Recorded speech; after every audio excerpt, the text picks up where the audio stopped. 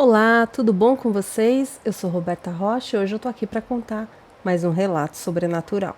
Se você gosta do tema, já deixa seu like, se inscreva no canal. Isso me ajuda muito na divulgação. Se tem um relato que queira estar compartilhando, envia pro e-mail da descrição. Bora lá pro relato? Casa mal assombrada. Se você imagina que casa mal assombrada são apenas fábulas do nosso folclore, um roteiro para filme de terror? Veja a minha história e tire as suas conclusões.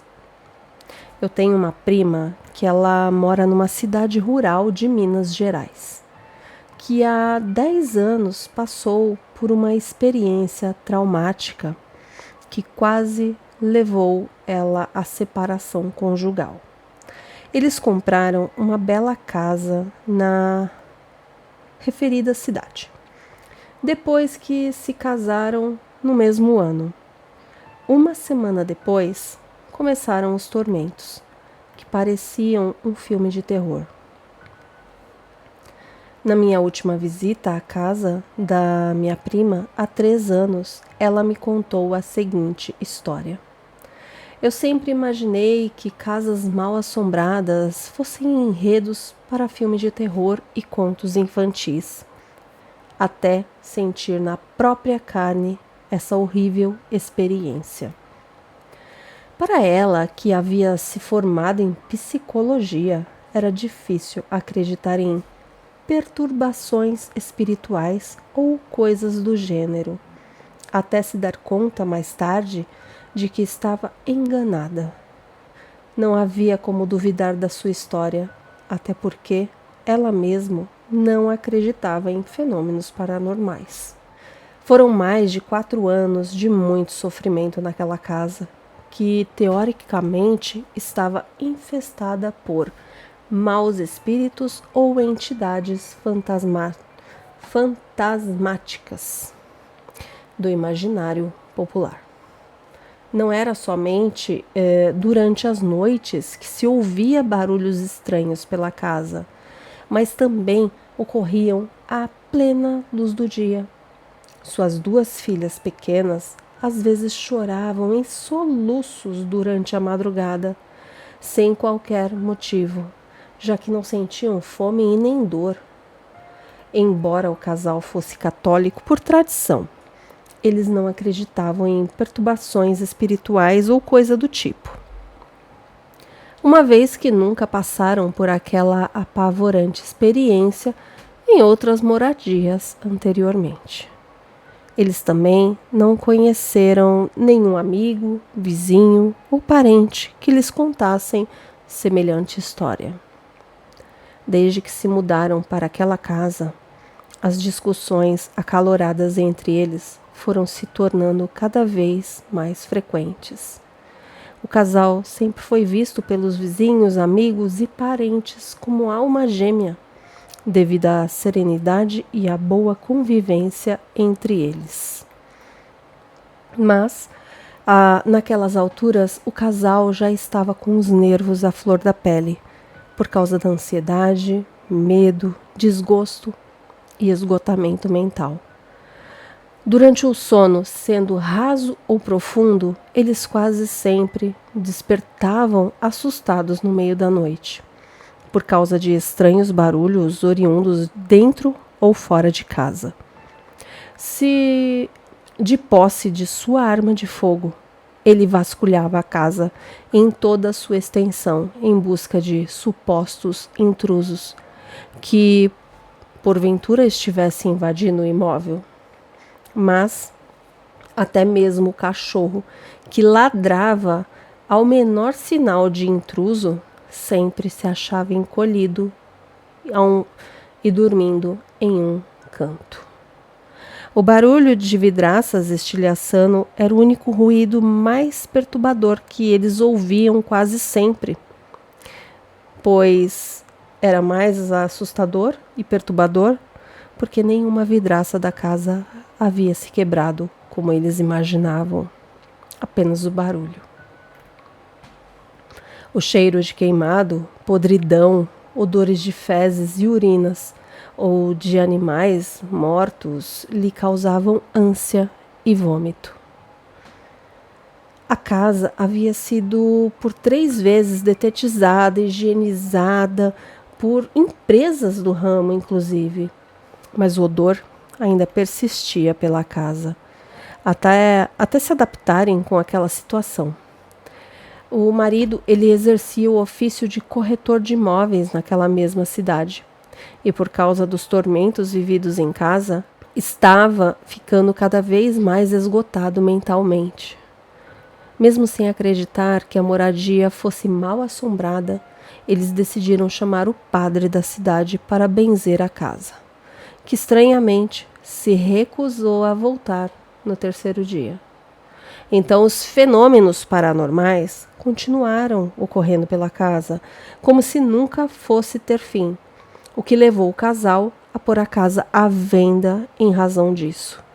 E durante o tempo em que o imóvel permaneceu à venda, eles convidaram alguns pastores da cidade para abençoar a casa. Apesar da boa reputação dos pastores nesse tipo de ritual religioso, as 3 sessões de descarrego praticada por eles foram em vão, como se nada tivesse sido feito.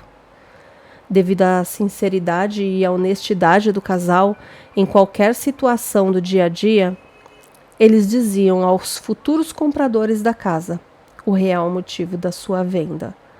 Ao saberem da verdade sobre os fatos, todos desistiam da compra, mesmo a casa estando a preço de banana.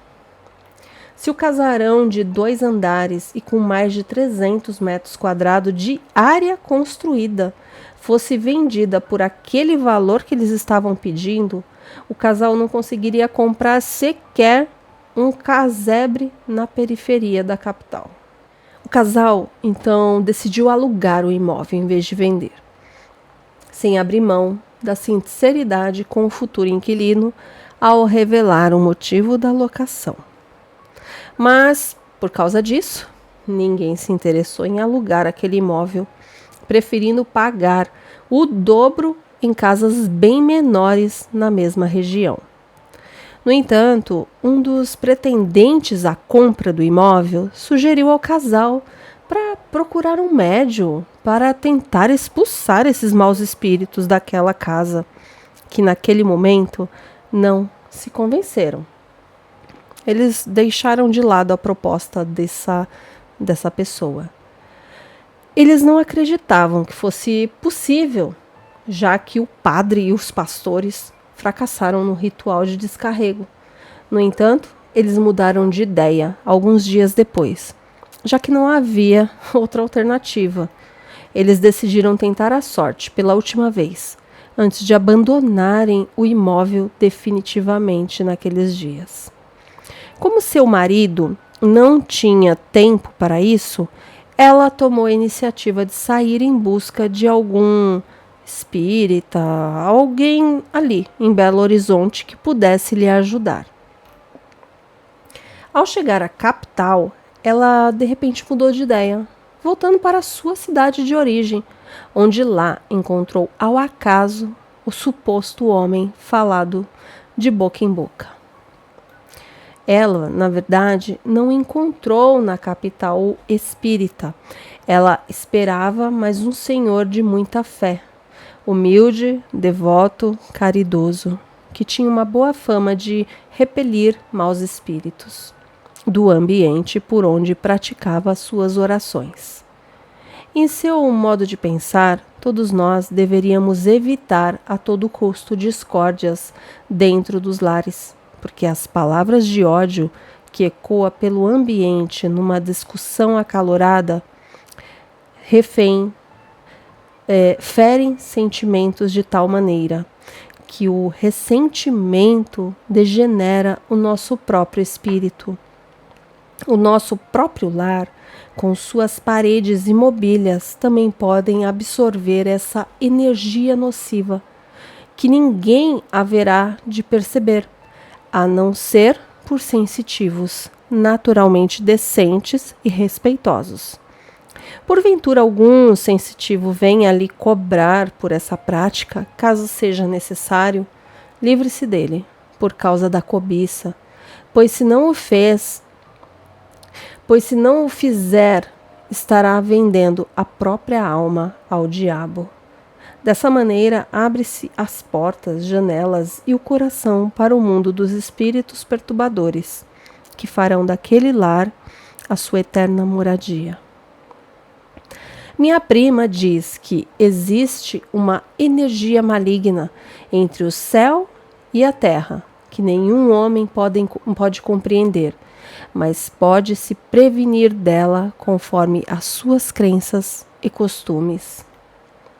Aquele desconhecido senhor, de poucas palavras, gentilmente se dispôs a ajudá-la no que fosse possível.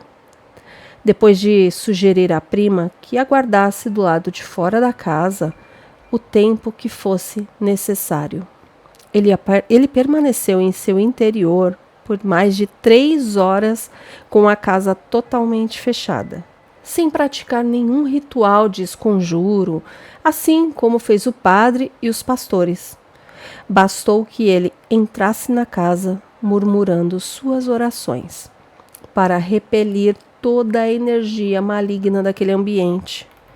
Apesar da sua desconfiança com todo bom mineiro, a prima esperou pacientemente do lado de fora a conclusão do trabalho, enquanto lia o seu livro de psicologia. Paciente ela, né? Ao sair da casa, coberto pelo suor e ofegante pelo cansaço, disse aquele homem à prima que nada mais os perturbariam daquele dia em diante.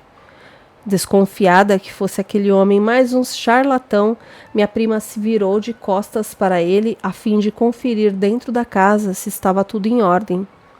Então aquele senhor seguiu seu caminho sem se despedir dela. Ao perceber o seu sumiço, alguns minutos depois, ela rapidamente entrou em seu carro na esperança de alcançá-lo na estrada e lhe fazer alguma doação.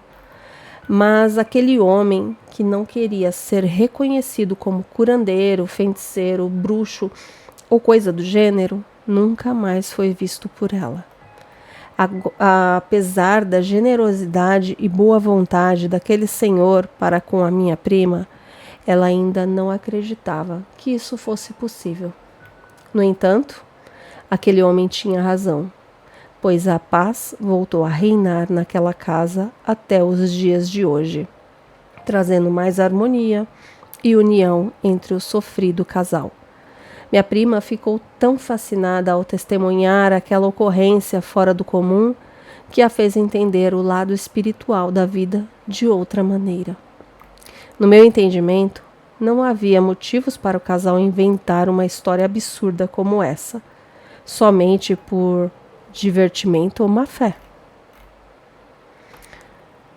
Olha, pelo que eu entendi aqui, eles tinham... Lá vamos nós a minha humilde opinião. Minha opinião.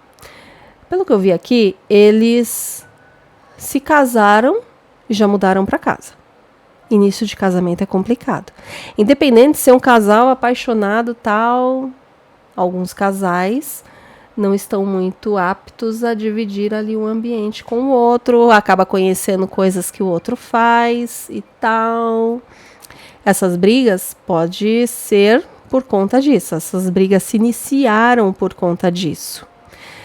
Mas depois, com o passar do tempo, pode ser que as brigas trouxeram alguma coisa ruim, como ela mesma ali menciona.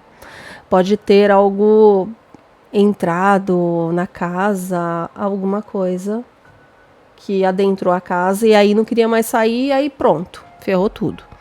Por isso ela fala pra gente tomar cuidado com as palavras que são ditas no nosso lar. E quanto aos padres, né, abandonaram o padre e o pastor, não deu certo. E quanto a eles contarem a verdade para as pessoas na hora de vender, na hora de locar, olha, ter palavra, ser uma pessoa honesta, vale muito. Porque eles poderiam não contar. E, tipo, passa pra frente e boa sorte pra você. Só que não, eles tiveram hombridade, eles foram honestos, né? Isso daí eu achei muito, muito bacana da parte deles. Você tá vendo? Eles foram pessoas honestas. E sendo assim, você viu, um bom espírito, aquele senhor apareceu, uma pessoa falou, faça isso. E ela foi atrás, encontrou esse senhor, nunca mais viu ele, sumiu do nada. Será que não foi pela honestidade deles? Eles se tornaram merecedores de estar resolvendo essa questão? Quem é que vai saber? É isso, o relato foi esse, minha opinião foi essa. Se você gostou do relato, eu peço que deixe seu like, se inscreva no canal, isso me ajuda muito na divulgação. Se tem um relato para estar compartilhando conosco, envia para o e-mail da descrição. Muito obrigada e até a próxima. Tchau!